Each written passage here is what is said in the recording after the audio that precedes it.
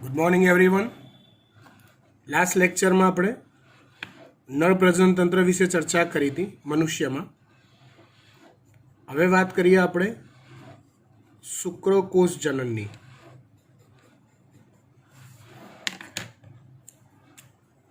હવે વાત કરીએ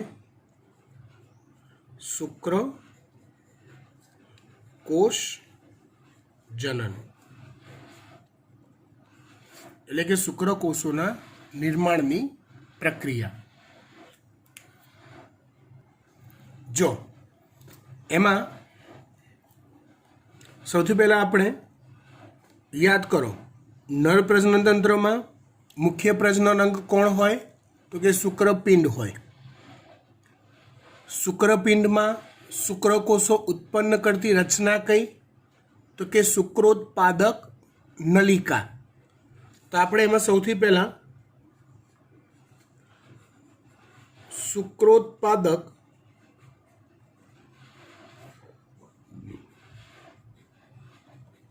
નલિકાનો આડો છેદ જોઈએ કે જેમાંથી શુક્રકોષો બને છે. તો શુક્રોત્પાદક નલિકાનો આડો છેદ કંઈક આવો હોય. આમ તમે સર્કલ ધારી લો, આખું નલિકા છે એટલે આડો છેદ ગોળ આવે, પણ એમાંથી આપણે આટલો જ ભાગ જોઈએ છે. આવું સર્કલ હોય, આમ આવી એની દિવાલ હોય, વચ્ચે પોલાણ હોય, તો આપણે ખાલી આટલા જ ભાગને ઝૂમ કરીએ છીએ, આટલા જ ભાગને, અને મોટું કરીને તમને બતાવીએ છીએ. ધ્યાન આપજો.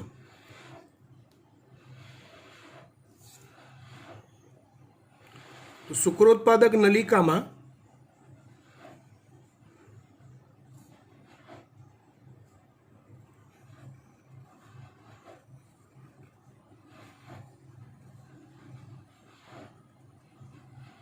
સૌથી તળિયાના ભાગે એટલે કે સૌથી બહારની બાજુએ આદિ શુક્રકોષો આવેલા હોય.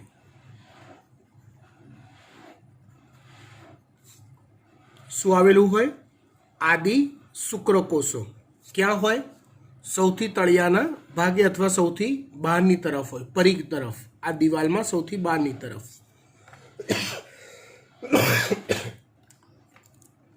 હવે આદિ શુક્રકોષો જે છે ને એ 2n અથવા દ્વિકીય હોય છે. આદિ શુક્રકોષો એ 2n અથવા દ્વિકીય હોય છે.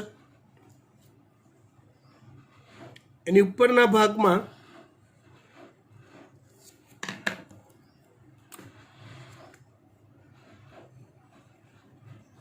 કેટલાક બીજા વિશિષ્ટ પ્રકારના કોષો હોય. આ જે લાલ કલરના દોર્યા છે તો એ કોષો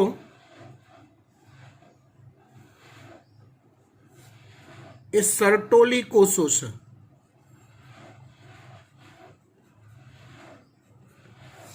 કયા કોષો છે? સર્ટોલી કોષો.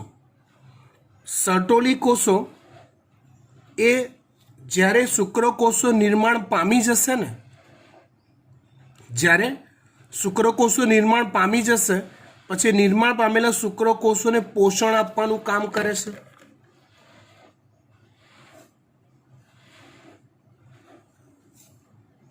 આવા સર્ટોલી કોષો દિવાલમાં આવેલા હોય. આદિ શુક્રકોષોમાં અર્ધીકરણની પ્રક્રિયા થઈ એમાંથી છેલ્લે પરિપક્વ શુક્રકોષ તૈયાર થાય છે. અને એ પરિપક્વ શુક્રકોષ જે બને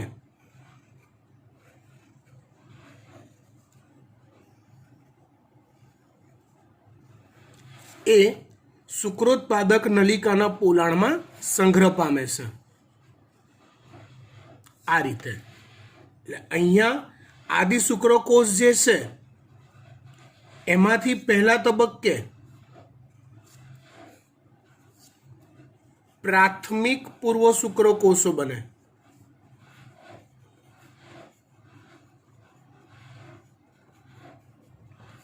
ત્યાર પછી બીજા તબક્કે એમાંથી દ્વિતીયક પૂર્વ શુક્રકોષ બને.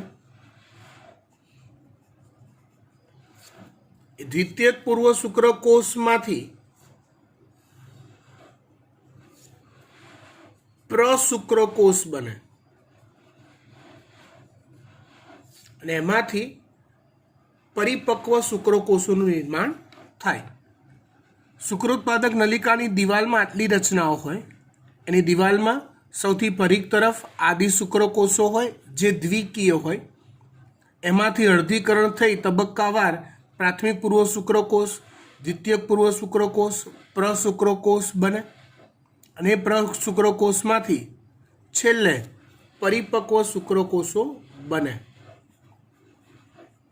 જે શુક્રોત્પાદક નલિકાના પોલાણમાં જમા થાય. આમ જોવા જાવ તો બે પ્રકારના જ કોષો કહેવાય. એક શુક્રકોષ બનાવતા કોષ અને બીજા સર્ટોલી કોષ. બરાબર. એક કોષો એવા કે જે શુક્રકોષોના નિર્માણમાં મદદ કરે, બીજા કોષો એવા કે જે શું કરે, નિર્માણ પામેલા શુક્રકોષોને પોષણ આપવાનું કામ કરે. સમજી ગયા? ઓકે. આખી પ્રોસેસ થાય છે કેવી રીતે એ સમજીએ. આ તો ખાલી મેં આકૃતિ સમજાય તમને. આખી પ્રોસેસ કંઈક આ રીતે થાય. સૌથી પહેલા યુવાન અવસ્થામાં વ્યક્તિની યુવાન અવસ્થા હોય ત્યારે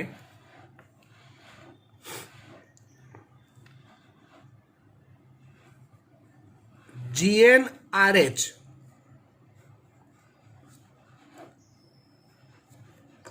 ગોનેડોટ્રોપિન રિલીઝિંગ હોર્મોન નો સ્ત્રાવ થાય.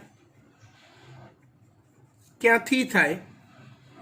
તો હાઇપોથેલેમસમાંથી થાય. તમે શીખી ગયા છો અંતઃસ્ત્રાવી ગ્રંથિઓ અને એના કાર્યો વિશે. રિલીઝિંગ હોર્મોનનો સ્ત્રાવ હાઇપોથેલેમસ કરે. અલગ અલગ રિલીઝિંગ હોર્મોનનો સ્ત્રાવ કરે. એ પૈકી એક અંતઃસ્ત્રાવ છે GnRH ગોનેડોટ્રોપિન રિલીઝિંગ હોર્મોનનો સ્ત્રાવ હાઇપોથેલેમસમાંથી થાય. એ સ્ત્રાવની અસરથી અગ્ર પિચ્યુટરી ગ્રંથિ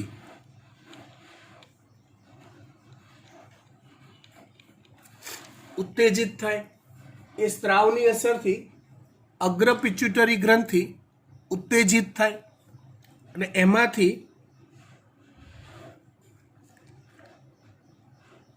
GTH એટલે ગોનેડોટ્રોપિક હોર્મોનનો સ્ત્રાવ થાય. કોનો સ્ત્રાવ થાય? GTH અથવા ગોનેડોટ્રોપિક હોર્મોનનો સ્ત્રાવ થાય. ગોનેડોટ્રોપિક હોર્મોનમાં બે અંતઃસ્ત્રાવ સમાવિષ્ટ છે. એક છે FSH અને બીજો અંતઃસ્ત્રાવ છે LH. ગોનેડોટ્રોપિક હોર્મોનમાં બે અંતઃસ્ત્રાવ સમાવિષ્ટ હોય. સૌથી પહેલાં તો શું થયું તો કે યુવાન અવસ્થા આવી ત્યાં સુધી શુક્રપિંડ વૃષણ કોથળીમાં હોય તો એમને એમ પડ્યા રહે. કોઈ જાતીય લક્ષણ સંબંધિત અસરો એમાં જોવા મળે નહીં. બરાબર. પછી શું થયું તો કે યુવાન અવસ્થા આવી એટલે હાઇપોથેલેમસમાંથી ગોનેડોટ્રોપિન રિલીઝિંગ હોર્મોનનો સ્ત્રાવ થયો. એની અસરથી અગ્ર પિચ્યુટરી ગ્રંથિ ઉત્તેજિત થઈ ને એમાંથી GTHનો સ્ત્રાવ થયો. GTHમાં બે અંતઃસ્ત્રાવો હોય, એક હોય FSH અને બીજો હોય LH. FSH અને LHની અસર આપણે જોઈએ તો FSHનું કાર્ય શું કાર્ય કરે તો શુક્રપિંડના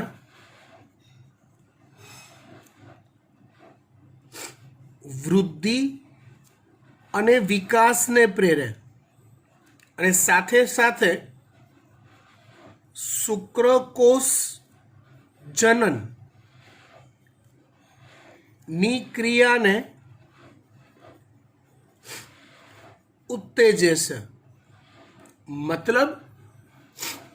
મતલબ શું થયું કે આ આખી પ્રોસેસ અલ્ટિમેટલી યુવાન અવસ્થા પહેલા ચાલુ નથી થતી.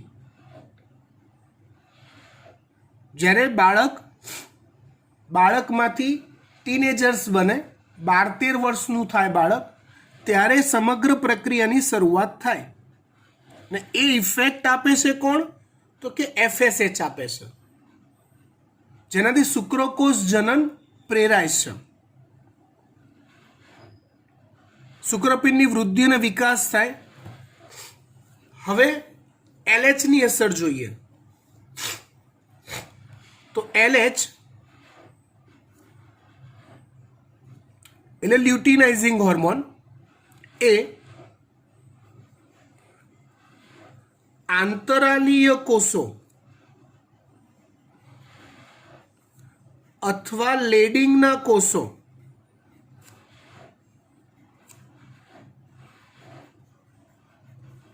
ને ઉત્તેજે અને તેમાંથી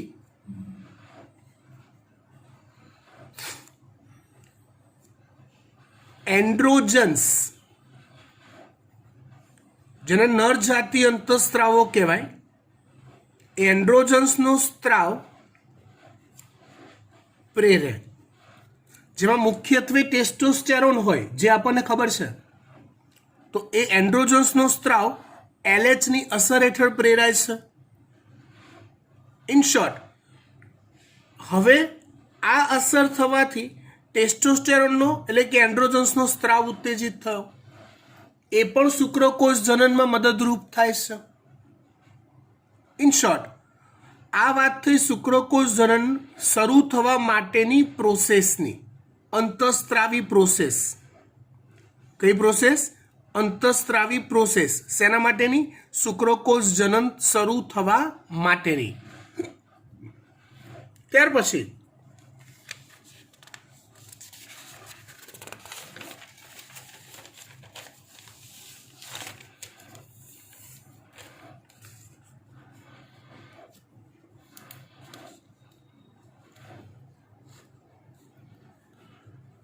પછી શુક્રકોષ જનન કેવી રીતે થાય? બરાબર ધ્યાન આપજો. સૌથી પહેલા શુક્રકોષ જનનની શરૂઆત 2n આદિ શુક્રકોષોથી થાય. 2n આદિ શુક્રકોષોથી થાય. હવે એ 2n આદિ શુક્રકોષો એક તબક્કામાંથી પસાર થાય, જેને ગુણન કહેવાય.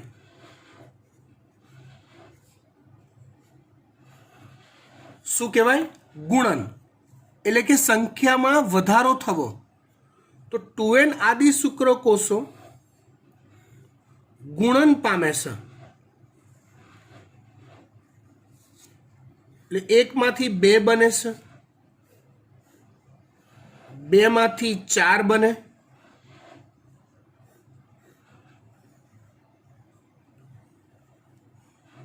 એકચ્યુઅલી અહીંયા આપણે 4 અટકી ગયા, પણ આવા 400 બને, 4000 બને, 4 લાખ બને, 40,000 બને.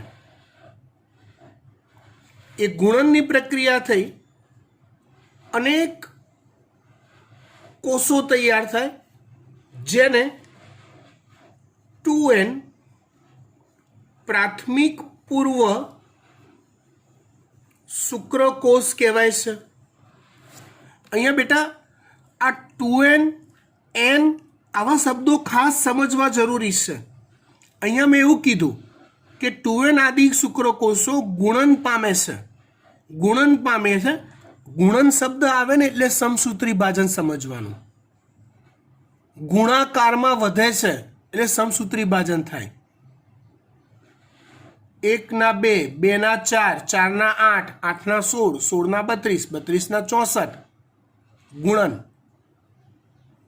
એટલે અહીંયા જે વિભાજન થયું ને એ વાસ્તવિકતામાં કયું થયું કહેવાય? તો કે સમસૂત્રી ભાજન થયું કહેવાય.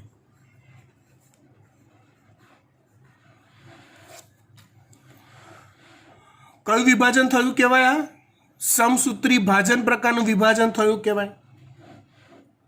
અને 2n પ્રાથમિક પૂર્વ શુક્રકોષ બને છે. ગુણન તબક્કો.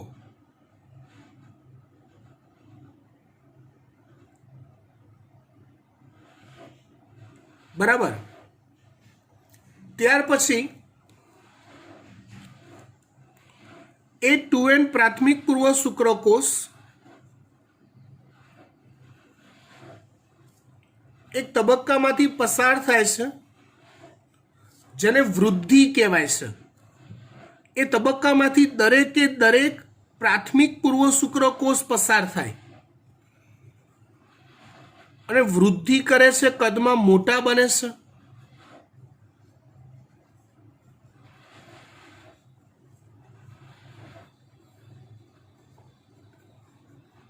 કઈ પ્રક્રિયા કરી અહીંયા એ લોકોએ?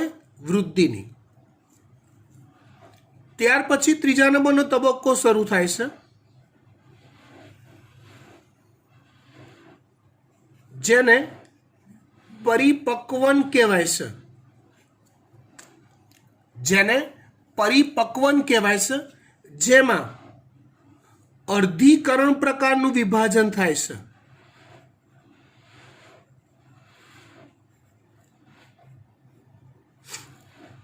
જો બેટા, અર્ધીકરણ થાય તો એક કોષમાંથી કેટલા કોષો બને? તો તમે કહેશો કે 4.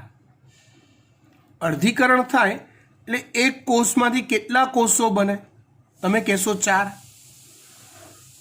પહેલું અર્ધીકરણ થાય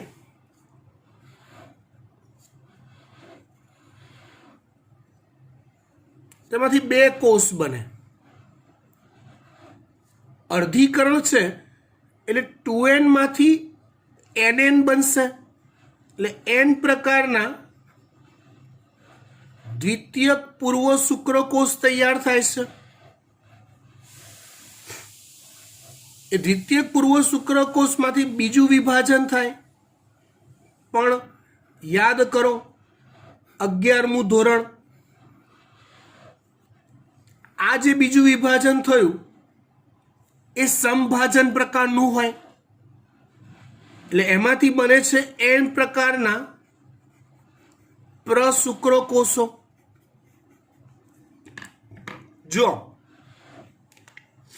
જેટલા પણ આદિ શુક્રકોષ હોય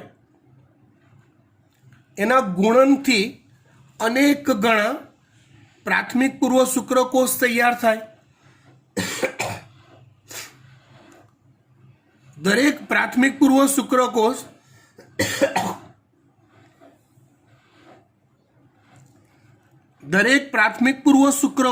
દરેક એ પરિપક્વન પામે, અર્ધીકરણ થાય અને દરેક પ્રાથમિક પૂર્વ શુક્રકોષ દીઠ 4 પ્રશુક્રકોષ બને.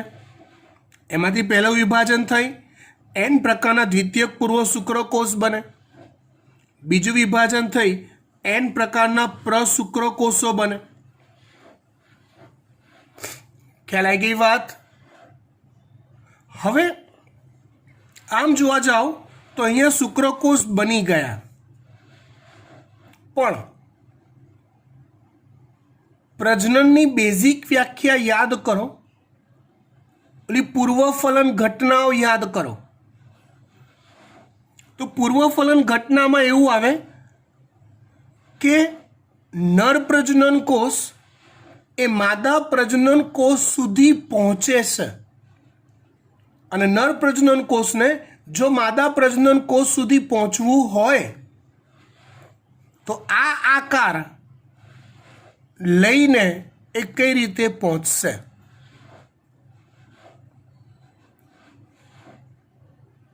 ખ્યાલ આવે છે વાત હું શું કહેવા માંગુ છું? પ્રચલન કરીને આમાં જુઓ, નર પોતાના શિશ્ન દ્વારા શુક્રકોષોનો શરીરમાંથી ત્યાગ કરે છે.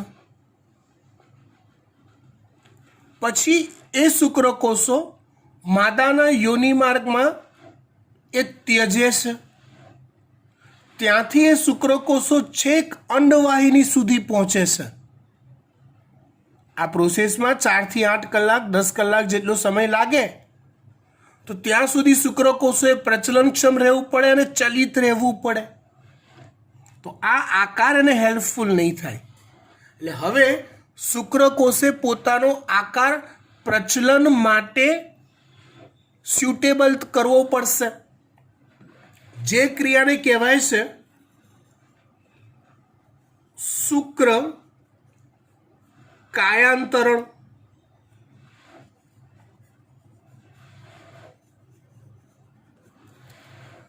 જે ક્રિયાને કહેવાય છે શુક્ર કાયાંતરણ, જેમાં શુક્રકોષો પોતાનો આકાર બદલી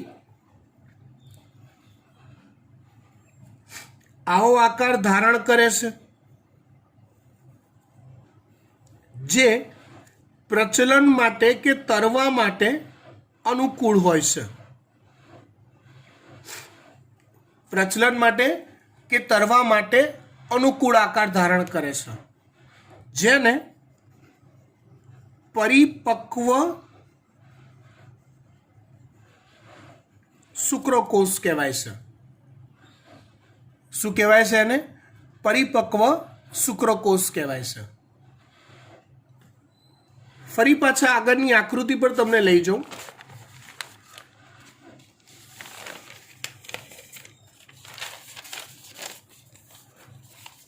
તો અહીંયા શુક્રકોષ જનનની જે પાછળ ક્રિયા વર્ણવી એ પ્રોસેસ થઈ. તૈયાર થયેલા શુક્રકોષો અહીંયા જમા થાય છે.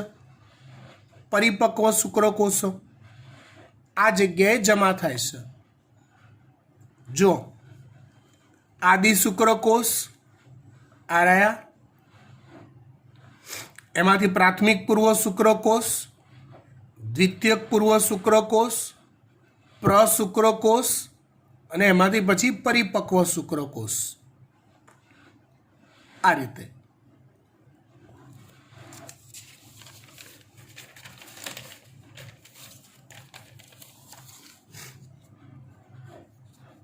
જો શુક્રકોષ જે પરિપક્વ થઈ ગયા એની રચના કેવી હોય?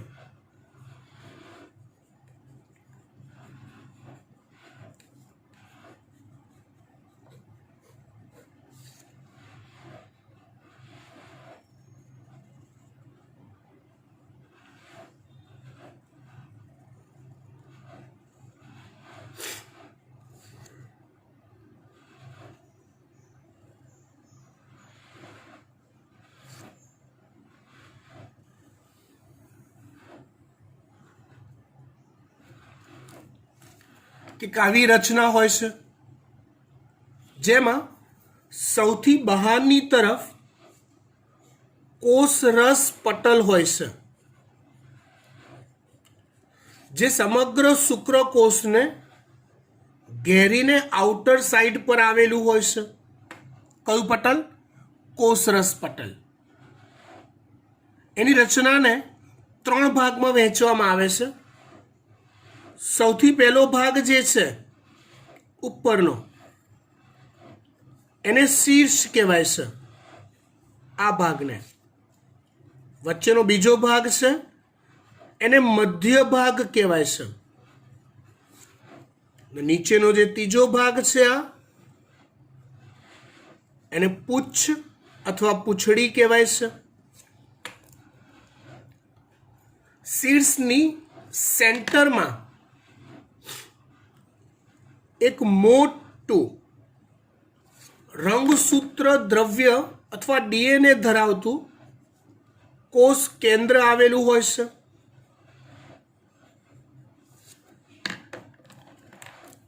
શીર્ષનો ટોચનો ભાગ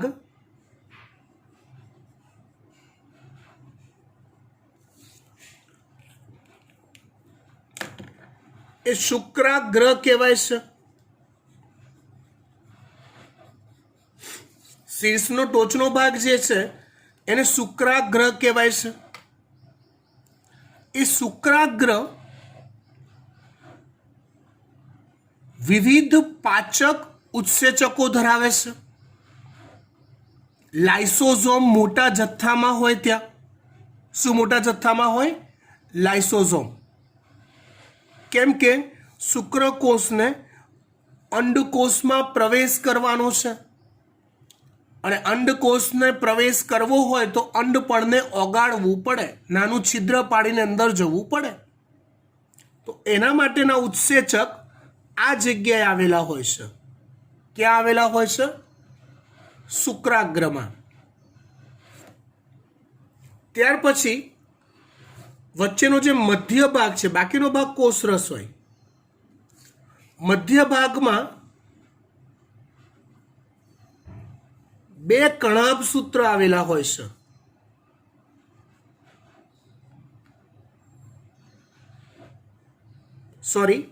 બે તારા કેન્દ્ર આવેલા હોય છે. કણાભ સૂત્ર એ શીર્ષમાં, મધ્ય ભાગમાં અને પૂંછડીમાં તંતુમય સ્વરૂપે, શીર્ષમાં, મધ્ય ભાગમાં અને પૂંછડીમાં તંતુમય સ્વરૂપે ગોઠવાયેલ હોય છે. કોણ? તારા કેન્દ્ર, કણાભ સૂત્ર.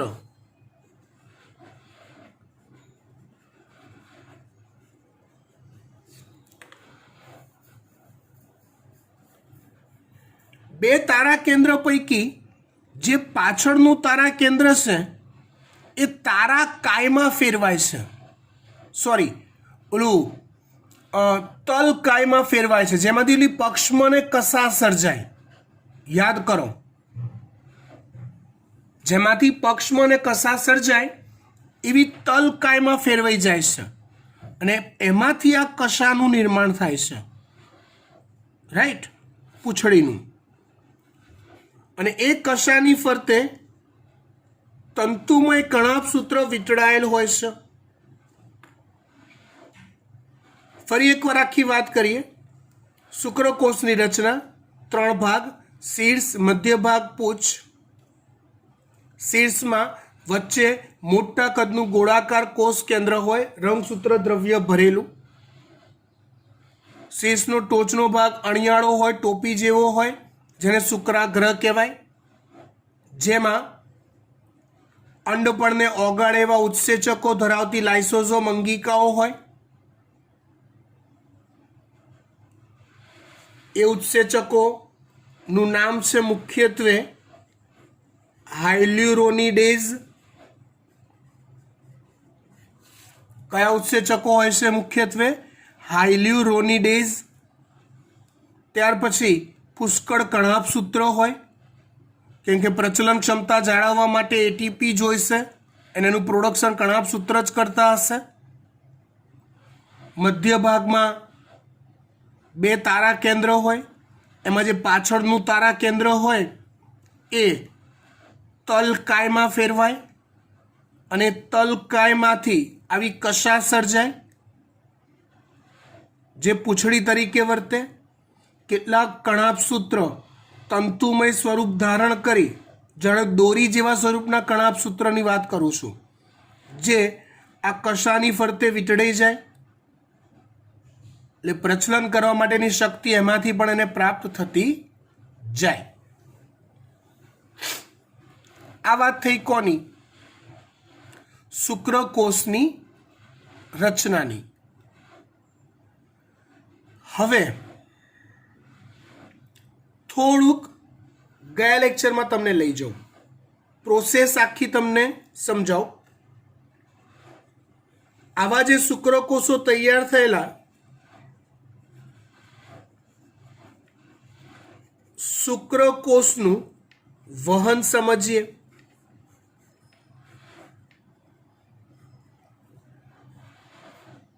આવા શુક્રકોષો સૌપ્રથમ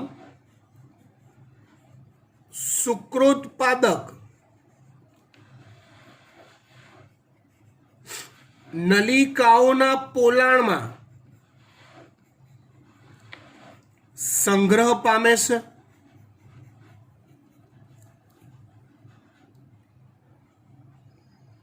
વિચારજો, આવી નલિકાઓ જ્યારે શુક્રકોષોથી ભરાઈ જાય ત્યારે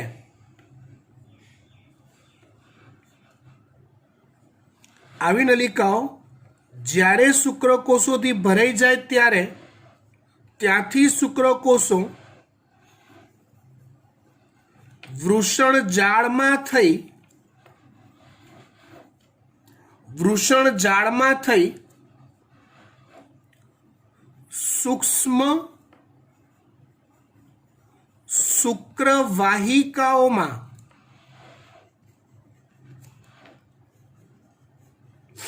વહન પામે છે. ફરી એકવાર, શુક્રકોષ શુક્રોત્પાદક નલિકાના પોલાણમાં એકઠા થયા, જમા થતા ગયા, બનતા ગયા.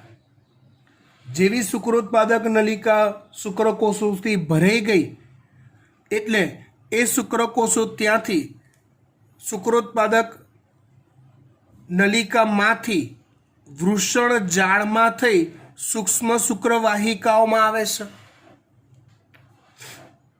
અને સૂક્ષ્મ શુક્રવાહિકાઓમાં થઈ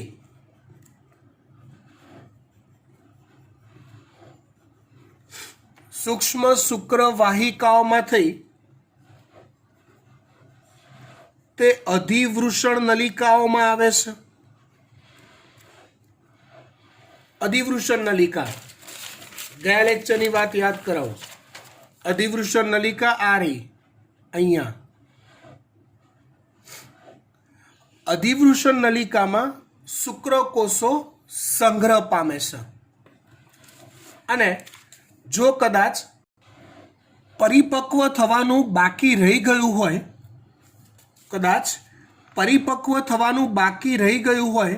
તો ત્યાં તે પરિપક્વ થવા માટે ટાઈમ લેશે. અહીંયા શુક્રકોષો જમા થયેલા જ રહે. ક્યાં સુધી? તો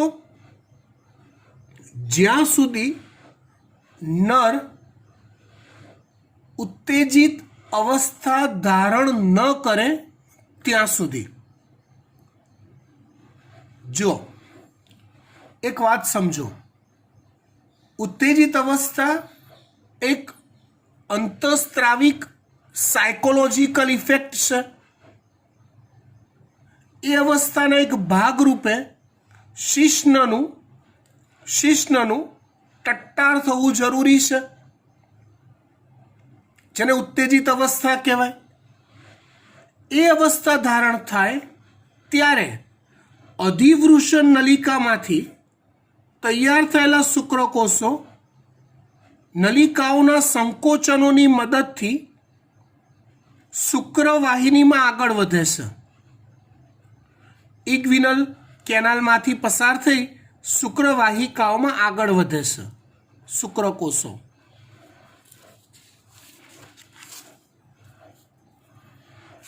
અધિવૃષણ નલિકામાં સંગ્રહ પામે છે.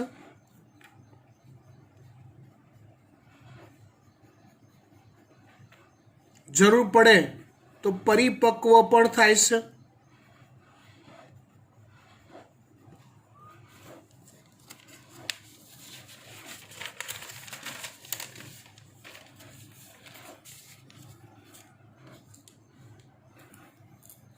ત્યાર પછી નર જ્યારે ઉત્તેજિત અવસ્થા ધારણ કરે ત્યાર પછી અધિવૃષણ નલિકામાંથી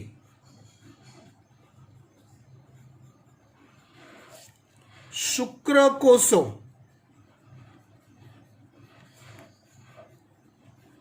શુક્રવાહિનીમાં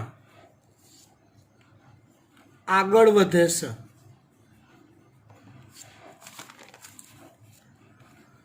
અહીંથી આગળ વધે આમ.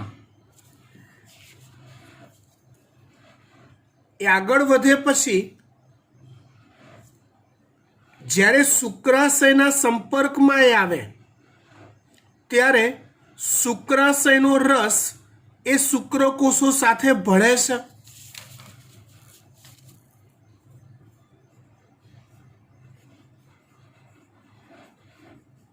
શુક્રાશયનો રસ શુક્રકોષો સાથે ભળે છે.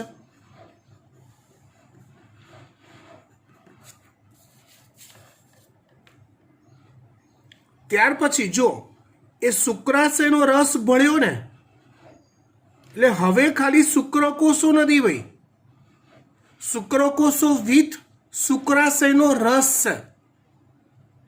રાઈટ. એટલે આ જે પાઇપલાઇન છે ને એને સ્ખલન નલિકા કહેવાય. કઈ નલિકા કહેવાય? સ્ખલન નલિકા. સ્ખલન. તો સ્ખલન નલિકામાં ખાલી શુક્રકોષો ના હોય, શુક્રાશયનો રસ પણ હોય અને જોડે જોડે આ પ્રોસ્ટેટ ગ્રંથિ છે તો એનો રસ પણ ભળે છે. દૂધિયા રંગનો સ્ત્રાવ હોય. આમ શુક્રકોષો વિથ શુક્રાશયનો રસ વિથ પ્રોસ્ટેટનો રસ એવું એક સંયુક્ત પ્રવાહી તૈયાર થાય જેને વીર્ય કહેવાય છે.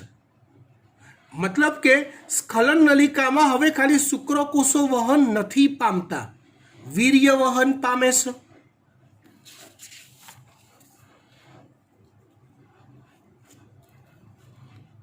સ્ખલન નલિકામાં પ્રોસ્ટેટનો રસ અંદર ભળે છે.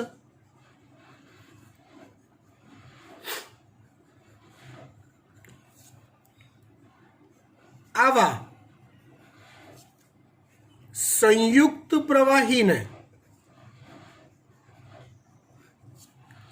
સંયુક્ત પ્રવાહી એટલે શુક્રકોષ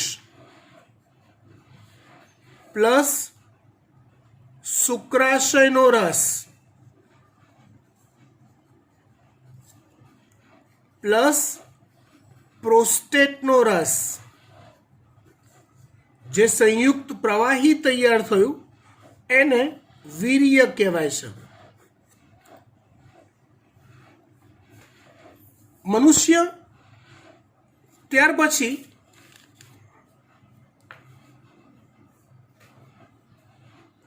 એ વીર્યને આગળ મૂત્રજનન વાહિનીમાં લઈ જાય છે અને શિશ્નના મુખ મારફતે એનો શરીર બહાર ત્યાગ કરે છે. ક્યાં ત્યાગ કરે છે? તો આઈડિયોલી એ ત્યાગ માદાના યોની માર્ગમાં કરે છે. કોઈ પણ કોષો શરીરથી દૂર થયા પછી એનું જીવિત રહેવું શક્ય નથી, પણ અહીંયા એ કોષોને જીવિત બી રાખવાના છે ને પોષણ બી પૂરું પાડવાનું છે. એ કામ વીર્ય એટલે કે શુક્રાશય અને પ્રોસ્ટેટનો રસ કરે છે.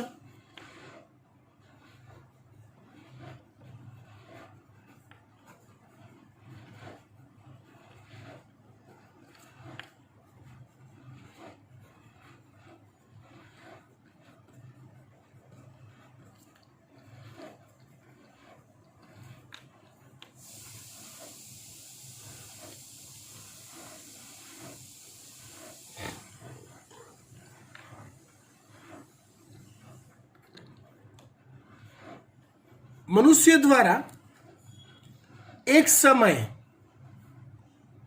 4 થી 6 ml જેટલા વીર્યનો સ્ત્રાવ થાય, જેમાં કરોડો શુક્રકોષો હોય છે.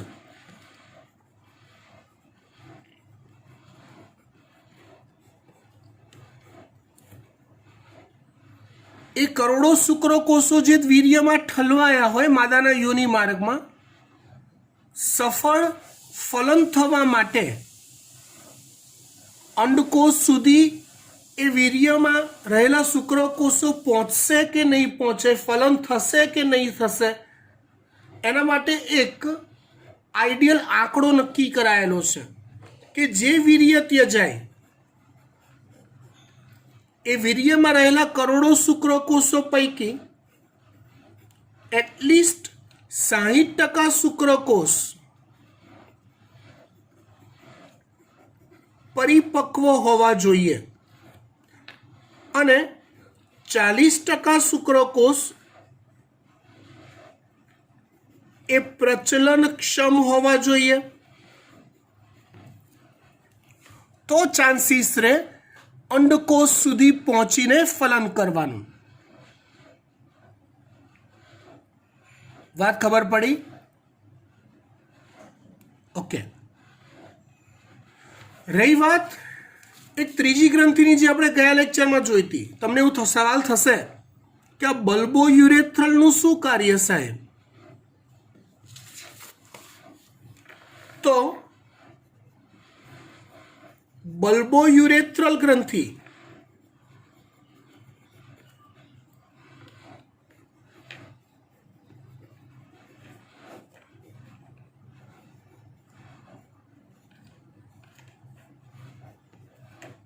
એ ચીકણ પારદર્શક પ્રવાહીનો સ્ત્રાવ કરે જે ઘર્ષણ નિરોધક તરીકે વર્તે. એટલે જો જ્યારે શીશનો ટટ્ટાર થાય ત્યાર પછી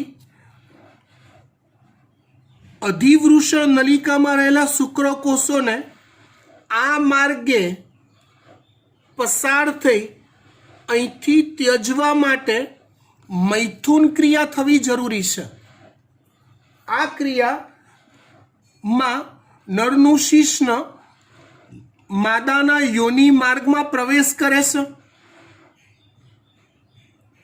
અને એક સફળ મૈથુન ક્રિયા થવા માટે ઘર્ષણ નિરોધક પ્રવાહીની જરૂરિયાત રહેશે. તો એ નરને બલ્બો યુરેથ્રલ પ્રોવાઈડ કરે છે. એટલે મૈથુન ક્રિયા સમયે